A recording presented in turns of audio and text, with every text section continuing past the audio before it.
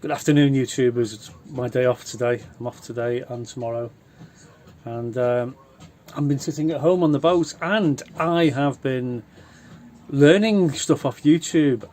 YouTube is an amazingly interesting place to find stuff out. And do you remember my question on air guns the other day? You know, if I drilled out that little hole, would it make the gun more powerful? Well, sure enough, there's a guy on there that's done it already, and yes, it does. It makes the gun more powerful. It will increase the feet per second significantly, actually. But one thing I did find out, there's which I wasn't aware of, was the limit in the UK. There's a limit to how powerful your air rifle can be, because if it goes over that limit, you have to have it on a firearms license. So I was Googling away, and I discovered, to my delight actually, that in the UK it's 12 foot-pounds, which equates to something in joules, I can't remember, 16 joules, something like that. Whereas in Spain, and I've got this website where it gave all the regulations for the whole of Europe. In Spain you can have an air rifle up to 24 foot-pounds, which means it's twice as powerful, and you can buy them off the shelf on Amazon and other gun shops up to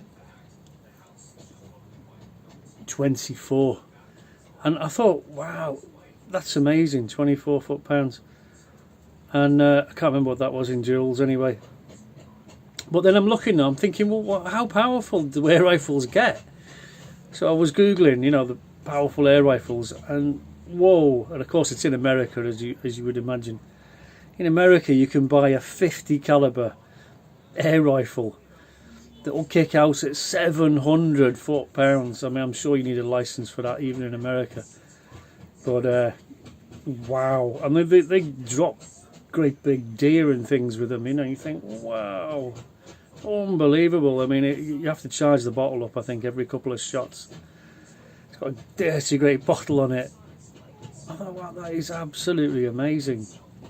So living in Spain, I'm in one of the best places in Europe for buying air rifles. So if I wanted to get into, well, I don't really want to get into air rifles in a big way, because I'm just a plinker, you know. I like to plink, and the BBs are great for me, and they're like tiny. What are they? Can't remember, but foot-pounds and joules, and it all gets confusing, doesn't it, after a bit.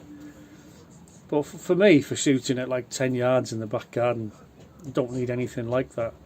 But it is amazing how much people put stuff on the internet, and they've been watching a guy rebuilding an air rifle, putting all new seals in it, drilling the porting, I think it's called, drilling that hole out that I was mentioning the other day.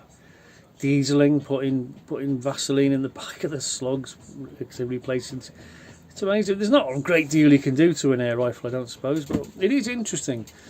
And I've also been looking at all these old air rifles that date right back to Victorian days, and a lot of them still exist, you know, with the wood stocks. They were really well made, precision things, and I thought, wow, because you pick one up today and they're really cheap and nasty and plastic, and like,